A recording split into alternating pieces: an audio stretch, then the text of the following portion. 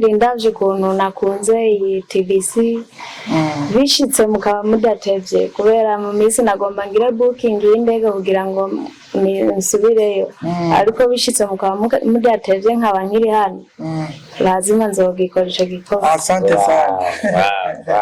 Asante sana kabisa.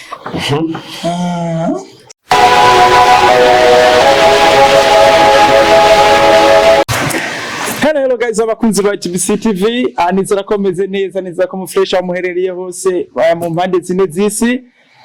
Nibaza yuko uyu munsi mutubona neza muri ETBC TV ko twaje tutavyorosha.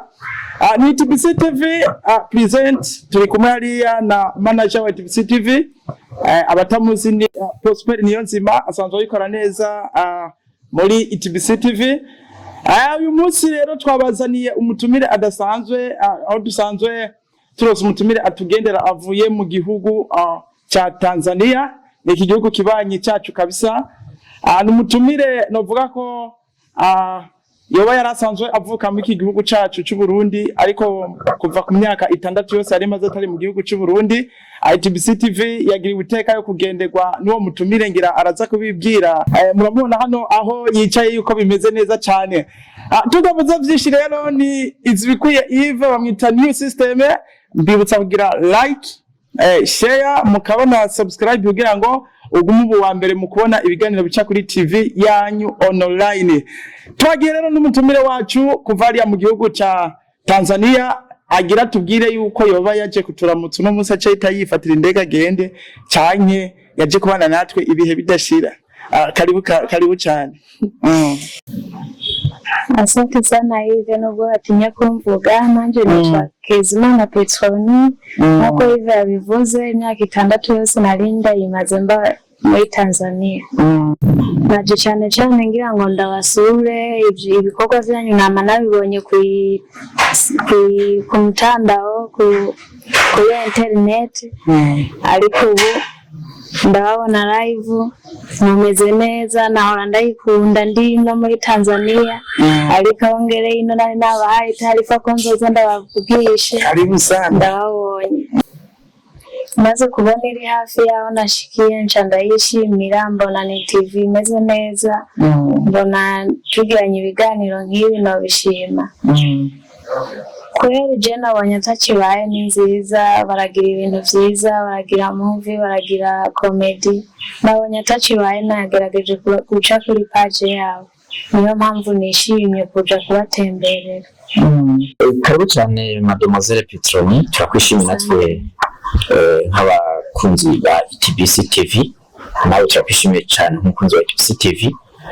Hanyuma uri kuravuga twumvise kumwe ikirundi turatangura kugenda ese ikirundi baracebagiye cyacibuka muri rurimi kumakoresha yuri mu by'abantu muri Tanzania.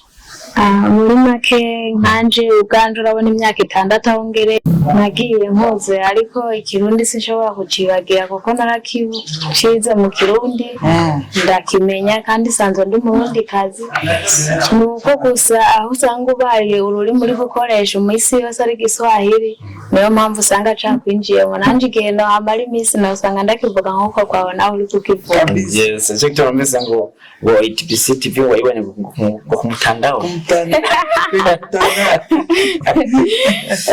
Okay.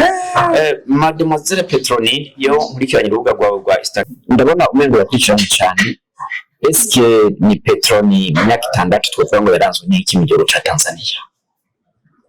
Je mu gihugu ca Tanzania na ko business zisanzwe ariko Instagram urabizi ni ikintu gihuza abantu nkakujya kwa Facebook cyane urumva twaba yaga tukagiranira ubugenzi ugasanga turahuriye ku mitandao bitandukanye nka internet ayo marezo social cyane ku mbuga zitandukanye zimbuga ngurukana ko gukurikiranwa n'abantu n'ibintu bisanzwe kubera gender umuntu ukunda gushikirana n'abantu niyo mpamvu.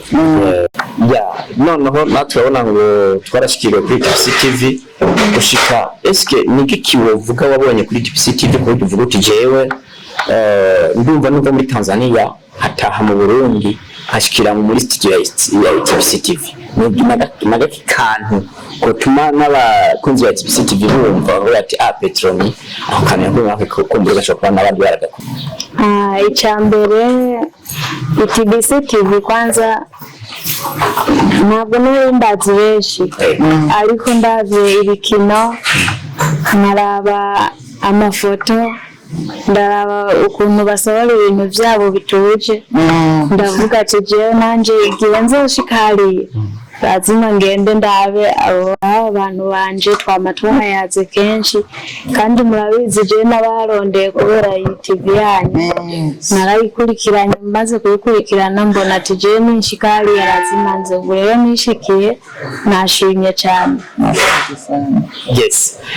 Noneho mudukurikirana ibiganiro byacu ndashaka kubaza ikibazo kimwe kuko ubu turi tournage ya filime zishika kuri zibiri.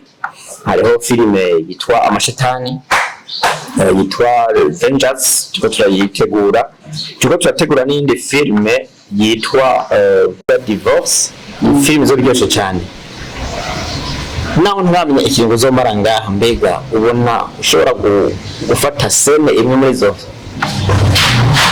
filime zo turakina kugira ngo yashene yagushitura muri Tanzania avuga uti ndaje mu Burundi nje kuraba abakinyi nje kwishikura kuganira n'aba bantu urumva nawe ushira mu kuboko kugira ngo muri izo filime zibiri utugaragara kuko ni igihugu tuzoba dukoze kitazokigira kizimangana urumva bose gatashe muri ETBC-TV.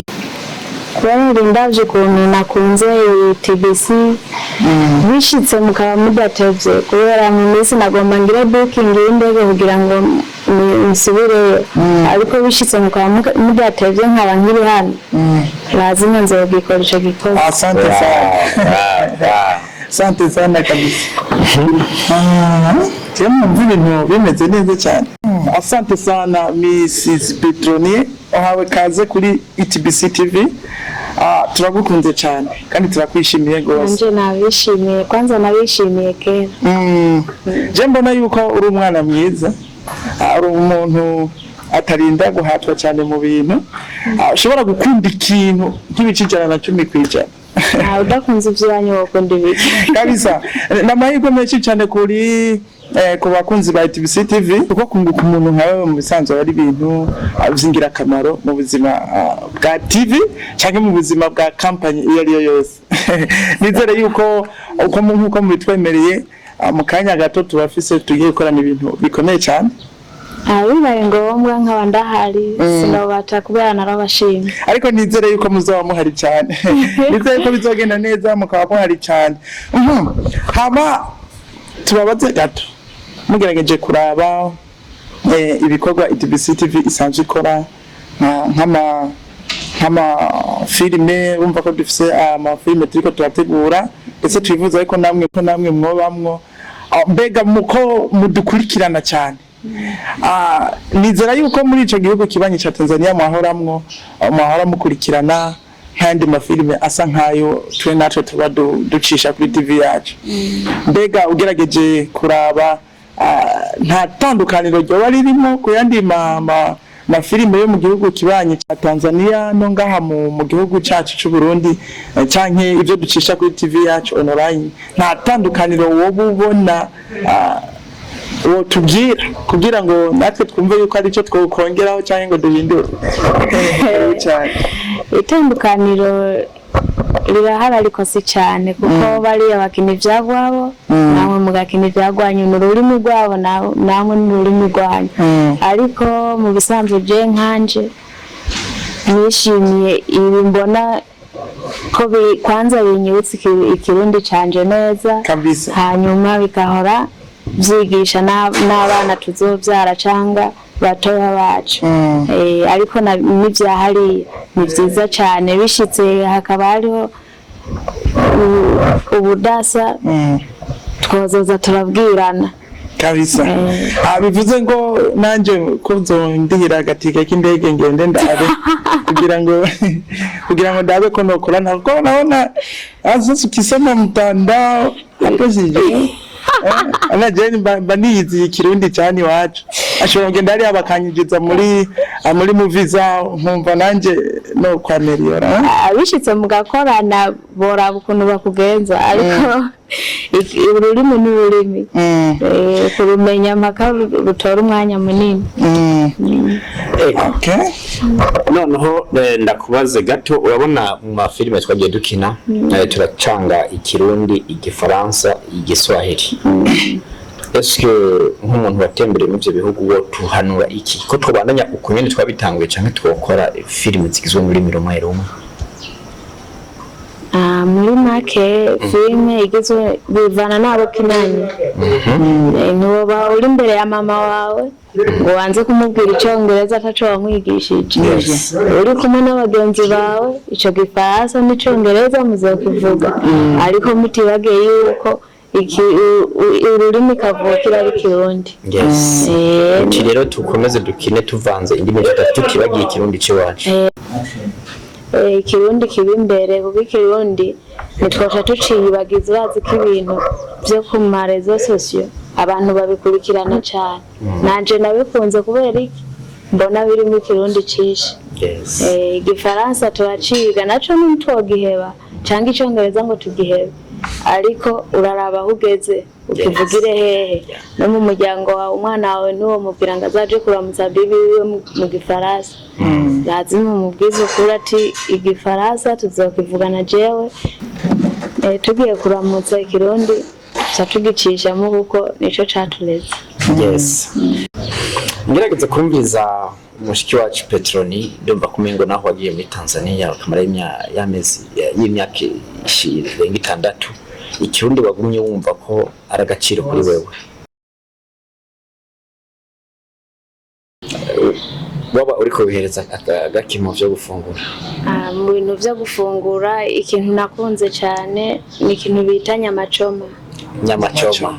Aha, nyamachoma Tanzania, nyamachoma mu Buganda, nyamachoma muri Kenya. Aha. Yeah. Noneho mu Burundi ivyo navyo numengo ntari hatyo n'ibisubira bafutse. Nyamachoma zirahari ariko uretse ko batazoca nka kuriya zibazokeje. Sindabiraba ariko ngira zirahari aho bo bazoca. None. Okay, très bien. Donc ivyo bikunze hariya eske iyo ugarutse mu Burundi naho naka ubwishika mu Burundi kuko urumva muri Tanzania warakunze nyamachoma urakunda na Artawaini. Okay. Mu Burundi naho ushitse kintu uti aho mu ruki indege cyo ruki indege akantu kambere mfungira kwifire kukunwa nako kujya naka. Muri make jewe ariko ntoseke bariya naranyoye Artawaini ariko ngezino nararavye taka kantu ka Primus aka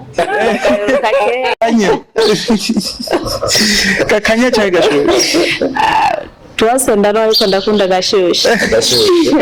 Aha ugakoze ubwo wa muteke wacu kandi aha uvuze uti kwanza avuga Primus ariko gafata urakunda ikintu cyitwa ikijumbu.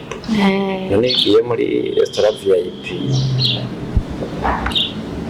ukomanda cha kijumbu canye uraba kandi kantu kubwenge gahuye na Primus. Urashobora gukomanda nako kanyama ariko kamubwira uwo mugikora ati nkarangira n'akajumbo kamwe ndagakumbuye si wacu zera. Igeze mu Burundi ni iki kibanza wumva uvuti jewe nini ashika mu kibanza ndaza kucamuke wihereza ga Primus nako kajumbo kumure ndusanga kahari ntacyo nzi ko mu Burundi cyose ibanza byiza hariho ibibanza bisa biri kuri Tanganyika, ibibanza bisa biri ngaha hagati mu mujyi wa Bujumbura turazi za Kiri Garden za Marta Hotel za Royal Palace n'ibindi byinshi. Wowe iyo ushitse n'ikihe kibanza uvuga uti nini ashika ngaha ndaza kumva ntuje nk'uri mu gihugu nyene cy'Iwanda cy'Ivukiro ushobora kurira akajumbo na Primus? Muri make jende umuntu akunda kunwa n'icari ahantu jenyene nitori just kubera nda nta mutwe afise w'inzoga. Kenshi nicarira muhira mwinwera bishitse nkaja gutembera nkatembera ari kuraba igisagara uko kimeze ariko kwicara kunwa ahantu birangora. Iyo utembera niki n'amaguru? Ndashobora gutembera n'amaguru kugira ndaba muri make ushaka ka ahantu uharaba neza ko hahindutse cyangwa hatarahindutse uragenda n'amaguru cyangwa ukagenda n'akamoto niho ugenda urabona inzu kurinda ugiye n'imodoka uza gusanga ibindi wabirenganya utabibonye. Yes, Mademoiselle Petroni nukuri turakwishimiye cyane mu kiganiro cacu kuri ETBC-TV. Noneho bakunzi ba ETBC-TV mwaza gusanzwe bakunda twabemereye bishasha ibintu bigenda bishushe. Noneho umwaka wa 2024 tubafitiye ibikorwa bidasanzwe mu twitege kandi cyane. Noneho ku mutumire wacu mwamaze kuvyumva umuvukanyi wacu Petroni yamaze kutwemerera ko agiye gukina muri filime imwe muri zibiri cyo twategura hariyo twita Avengers niyo twita Divorce. Rero mu twitege nibwo bidasanzwe. Noneho Mademoiselle Petroni umuntu wabaye muri Tanzania ndakwihweje urasana umuntu sport ntitwakoje talent zawe ubwo ndakwihweje urashobora kusa n'umuntu akunda kuririmba. Eske nuyuhe muririmbyi muri Tanzania wowe ukunda? Je muririmbyi muri Tanzania nkunda ibikorwa vyiwe cyane ni Alikiba. Alikiba? Tubwira ko nkubaye nka album yose ya Alikiba wikubaza yose ushaka kuririmba. Niyo bari yose ariko vyinshi vyiwe ndabikurikirana. Aha, tucishirize ko kamwe twumva. Bakunyegereze mikro utumuri nkugo twumva. Kalimbe kamushobora kumva timbo Alikiba frama aranyespira ashika kunyota. Tucishirize ko natwe twumva yuko bakunyegereze. Arakaririmbo mukaririmbo kiwe arantu nakunze ansekeje. Kamwe kitwa ngo Mahaba. Arantu yaririmbye natamani kuwa single ila na upwiru na kabako mabinti wenye vifundo au ndio miwana nitowalo abantu kweli yaranjoye. Anatamani kuwa single. Anatamani kuwa single. Ila na upwiru na mkabako kabisa. Yes. Ndumva kabisa umuririmbyi Alikiba uramukurikirana cyane. Noneho wavuze ko ukunda Uburundi ugakunda n'ikirundi cy'iwacu. None mu baririmbyi b'abarundi mbega naho bimeze gute? Mu bihe muririmbyi kivuga uti je mu Burundi aranshitura. Ndabona ba Satubi baroriro n'abandi. Ariko aha hagati ya Satubi Loriro na Big Fizzo wewe umuntu aza kwisonga kuri wewe ninde? Kuri jewe ni Loriro. Loriro sana. Loriro big up sana. Nabana cyo muvugako. Ndamukunda indirimbo ziwe ndazikunda zirameze neza kuri jewe sinzi nk'abandi. Na kama ducishiza Loriro nampenda sana. Nampenda. Na kantu kakwenspire none nawe batubwiye. Reka ndakibikire usanga nawe ushaka kumukunda nkanje. Ariko we nawe Loriro amuganye kukura mupfoye kutavuza akantu nk'aka natamani kuwa single. Ndapfushe ndamwibiki. Twabanye neza cyane. Reka rero novuga ngo mu gusozera ikiganiro cyacu akenshi turakunda kubaza abatumire ikintu babumva bo hanura nk'abakunzi ba ETBC-TV cyangwa bo babwiriza gukora kugira ngo tubandanye dutera imbere twese. Ni nk'ikihe kintu wumva wobwira abakunzi ba ETBC-TV ku bantu twese basanzwe badukurikirana namwe bw'ubwanyo murimwo ni nk'akahe kajambo mva babwira abakunzi ba ETBC-TV? Babandanirizeho. Je ndabona ibintu bitameze nabi ibintu byanshiteye bikankora hariya bikanzana nkavuga ati je hano mpaka nshike. No basaba ko bandanya neza nkuko bahora babigenza. Asante sana. Turishimye cyane bone uyu munsi ko bitari byoroshe kuri ETBC-TV. Ambibutsa rero yuko cyari kiganiro twariko turagira twakira umushitsi kuva ari mu gihugu cya Tanzania. Umurundi kazi w'iwacu kabisa ariko asanzwe abikora neza cyane musanzwe nta kanenge ivyo akora byose ni sawa gose. Mbere tugiriye ko twunguka urumva ko mu misi turabahereza cyane abakunzi ba ETBC-TV mu vyumve neza ko mu misi tubaye ikintu kirimwo Mrs Petroni agiye kudukorera impinduka kabisa ntonya ku bintu byacu. Amaleo mwari kumwe na ETBC TV. Mbibutsa yuko mwari kumwe na IVS New System. Cyo kutibagira ni subscribe, gira sabone ubu umuntu wa mbere mu kubona ibintu byacu. Hama twinjire muri 2024 dutanguye kuguha ibintu bimeze neza. Twari kumwe na manager wa ETBC TV nyakubahwa Niyonzima Prosper, ndaza arabakunda cyane kandi arabitayeho. Photographe hariya ivyo yabonye ndazi azobivuga mugabe yabanje kunuma kwa photographe bagira ibanga n'aba cameraman videographe bagira ibanga. Rero mbibutsa yuko tubandanya tubashimira cyane ukuntu mutwitaho n'ingene mudukurikirana, mubandanye mwinjoyinga cyane kandi mutera imbere cyane. Ciao ciao.